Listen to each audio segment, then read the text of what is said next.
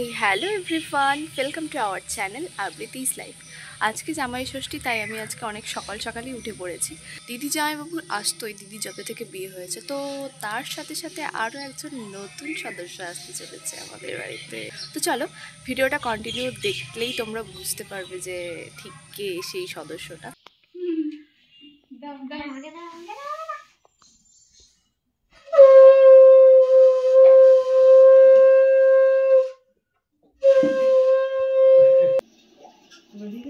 তো ইনি হচ্ছেন সেই নতুন সদস্য।